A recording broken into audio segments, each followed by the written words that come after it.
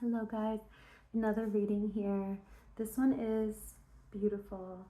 Before I pulled the cards, I felt this need to tap into what it is that I love, or a place that I love, like a sensation of tapping into the things that make me feel yummy and happy and excited and like myself. That was the key thing. It's like things that feel like me. And I decided to pull some cards on that because I think that energy is something that needs to be shared. I believe that there is wisdom in this ability to work from what it is that we value, what it is that we love, to come back to ourselves in order to be a creative source in the world. That's what I'm really hearing right now. In moments of creative block, in moments of doubt, creative doubt, actually, I'm really feeling. In those moments, it's the most important thing to repair our conviction, repair our hope, and our path to reconnect to what it is that brings us forward in our life, that makes us want to keep going. And also to connect to that which we know in our hearts individually to be true for us and to be the source of life for us. So that's what I'm getting. Like this whole thing about tapping into that which I love in order to bring forth another message, or to bring forth the next part of my day, or whatever. The message in that, the wisdom in that, is what's actually happening is I'm tapping into an energy that brings me life, that brings life force to me.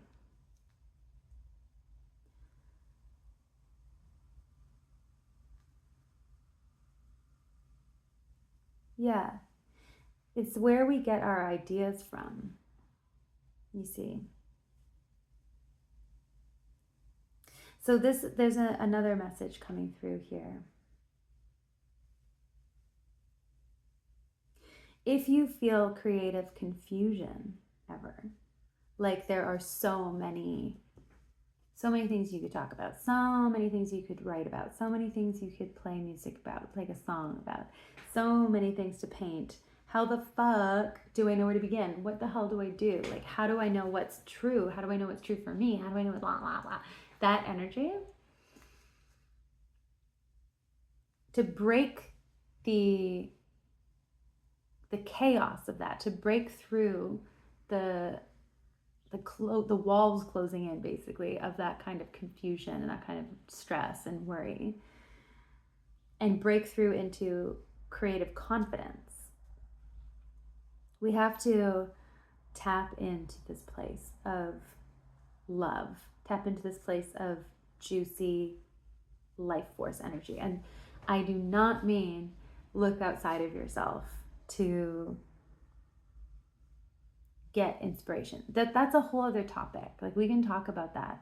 That has its uses of like looking around and copying, or like looking around and like trying to get to expand our abilities and our creative abilities and our perceptive abilities, basically, by like looking at other things and getting inspiration from other things. That's a whole that's important, and that is useful. But the message that's coming through right now is, if you're feeling creatively confused, or if you're feeling creatively blocked, if you're feeling like you don't know where to begin, or that there's so many different things to choose, This can also go for relationships, man. Like if you're feeling like, I don't even know who or what I want, there is always a part within you, there's always a place within you that you can go and ask and talk to, that knows what you love, that knows what you like, that feels like you. And it's usually really core. It's core, it's inside you. But that is, even though it's within, it's also like a guiding light. It's something that you can use as a beacon or a flashlight or the evening star, the North Star, to guide you through your creative process and through your life. It's useful to tap into this inner knowing of pleasure and love when you don't know which way to go. That's what this message is about. This is about those moments where you don't know where to go. But your light in the dark is your own sense of pleasure, your own sense of joy. If you don't know where to go, close your eyes and feel into the feeling of loving something, or imagine the things that you like, that bring you pleasure and joy. Just get into that state, get into that energy, that frequency, and it will shatter the noise. It will shatter. I don't know why it's like that's sort of a mixed metaphor, because you can't shatter noise, and in fact noise sort of is shattering sometimes. But this picture of the Seven of Wands, can you see that? Is this a thing? Is this gonna work? No. Okay, so the Seven of Cups reversed is like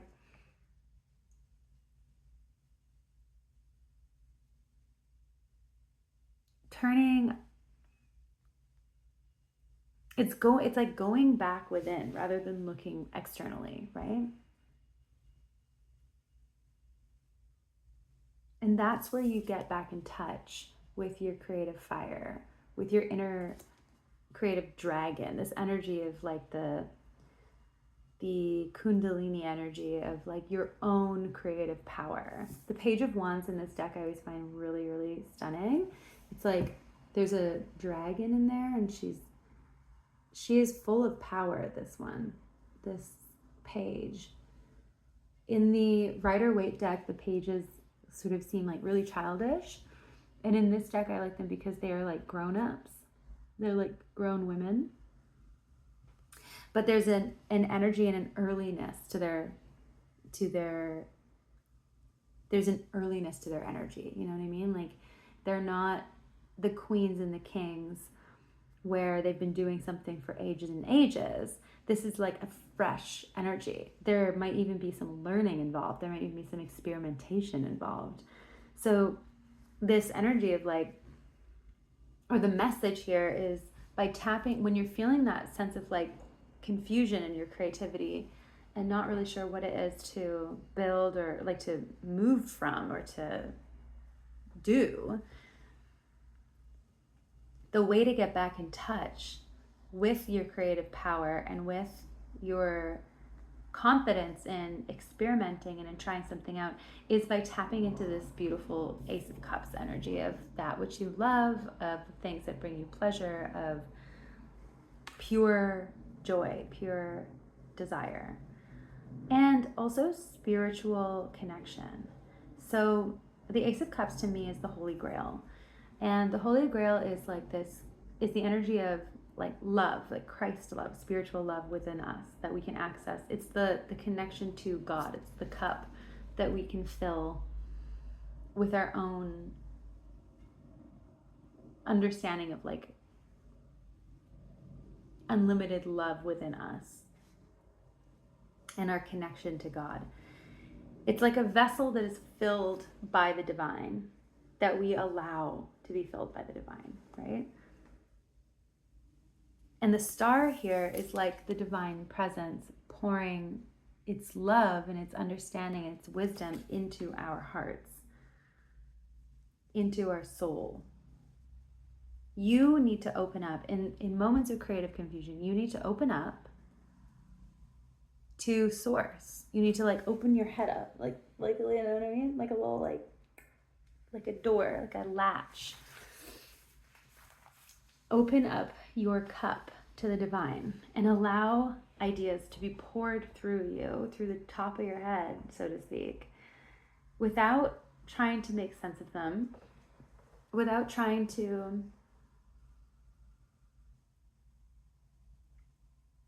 look around for like reasons for why these ideas are what they are. Ooh, that's strong. Just let them come through. That is, and you do that by closing your eyes, tapping in, or whatever. You don't have to close your eyes, but you know what I mean. Like by going within and tapping into the energy of love, the frequency of goodness and yumminess and pleasure and happiness, something that makes you feel cozy, something that makes you feel like you. Tap into that, open up to spirit, bam, the energy comes through. Bam, the creative fire flows through you again. The reason for that is because you're tapping back into yourself, and your authenticity is what makes you different. It's what brings your creative gifts to the world. It's what is the frequency of your creative gift. Your authenticity is everything. Your authenticity is art. Like whatever art you make, whatever product you make, whatever things you do in the world, your authenticity is that. You are that. So you have to tap in to what makes you feel good, what makes you feel like you, so that the light of creativity, the genius, the inspiration, the muse can flow through you and be clear and be strong. So now the Ace of Wands, we're turning upright because this message has taken us to the point we needed to get to. We needed to understand that the creative genius and the muse and the flow of vision that you have access to at all times just needs to be revisited in yourself. Whenever you're feeling doubt, whenever you're feeling like you have to rely on others to give you ideas or to give you direction or to give you what you want, that everything is actually accessed within you. This also is that last message there coming through with the Knight of Cups reversed. Again, this is the idea that others bring to you, or that the world presents to you, and that that's the only way to receive, when actually you receive through direct links to source energy, to God, to life force energy, to the world, to the universe. Your direct link is all you need. You don't need to wait on others to come and give you ideas, to give you love, to give you creativity, to give you permission. You don't need to wait on any of that. You have both. You have everything in your hands. Yes, you do. And you are an equal to spirit. You're an equal to your higher self. You are not below. Not below. You are not like less powerful or something than your spiritual aspects. So let me see if I can rephrase that. Your earthly self is not less powerful than your spiritual self.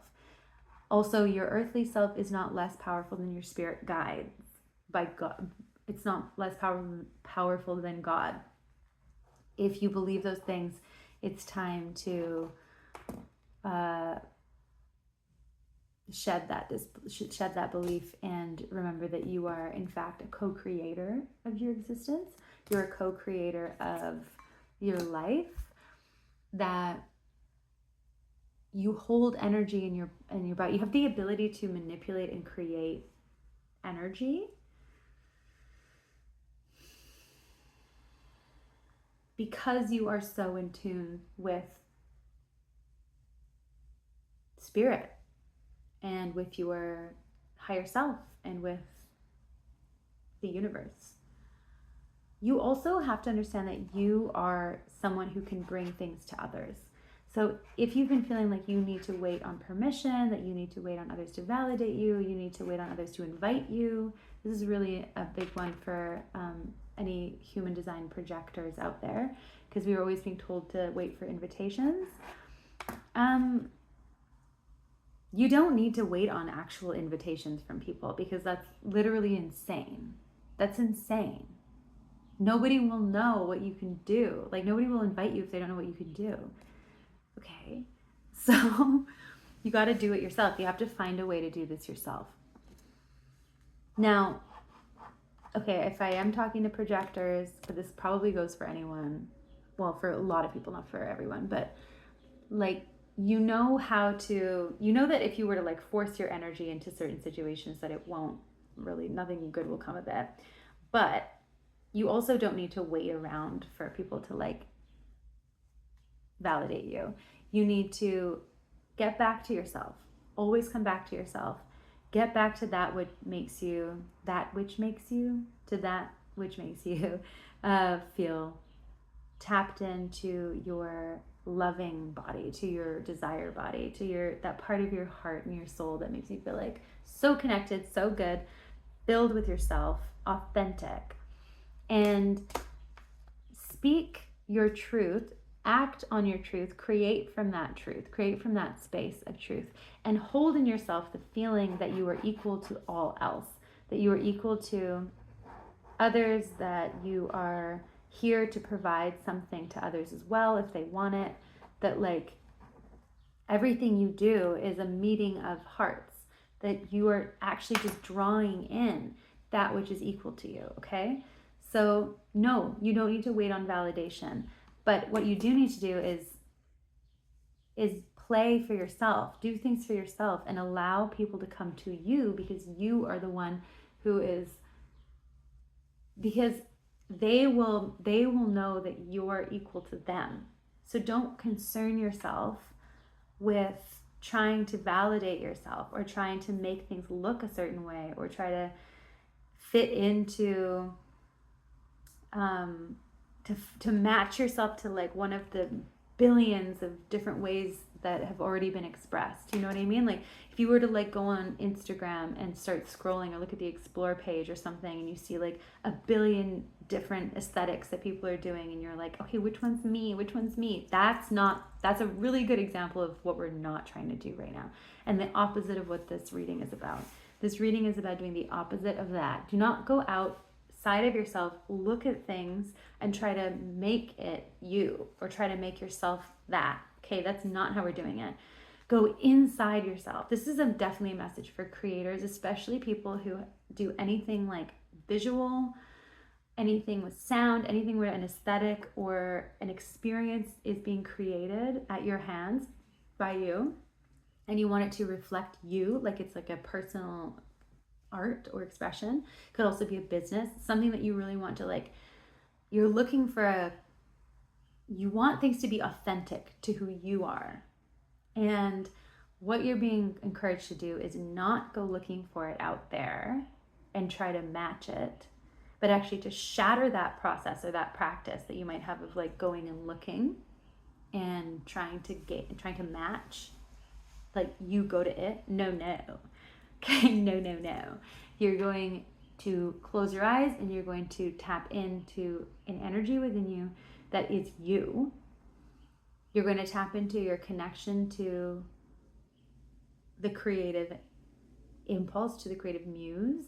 You're going to tap into the energy of desire, the energy of love, of sensuality that is in you, not in others, in you. Your personal expression of desire and personal expression of love, pleasure, and whatever that means. For me, do you know what that's bringing up today? It's bringing up like vines, shady, like a shaded bower of vines and like leaves. Okay, I don't know. It's kind of dark in there. It smells really fresh. It's quiet. It's green and black. Like that's when I close my eyes and I think about what I love, that comes up immediately. I don't know. I'm not thinking about like sex. Like that's not necessarily when I'm talking about pleasure and desire. Close your eyes and fucking just like focus on that notion, and whatever comes up, that is like either an idea or it's an energy that you can sort of sit in while you go and like make something. And it's going to be different for everyone. You tell me how this works for you. You tell me what happens, because it's like a beautiful like practice. It's just like a generative practice that you're going to have your own experience with. Doesn't mean that whatever you see or something is like then the answer. Like, you'll see. I can't even tell you. Okay? What a fun, like, that kind of energy this reading has. It's really empowering too. Okay, so I hope that helped. I'm assuming that whoever came to this reading is probably just feeling this way right now and that they needed a confirmation. Or actually just like a little practice to do so that they can get back into their own shit. You know what I mean? Like, get back to work, get back into your beautiful energy, stop doubting yourself, that kind of thing. And if that has happened for you, if you're feeling that way after listening to this reading, I am so freaking happy. If anything else has happened, if you hated it, okay, tell me about it maybe in the comments, but like maybe don't be mean, because we don't need that. But yeah, in any case, thank you for being here. Thank you for being here till the end. And yeah, I hope to see you again here next time. Bye.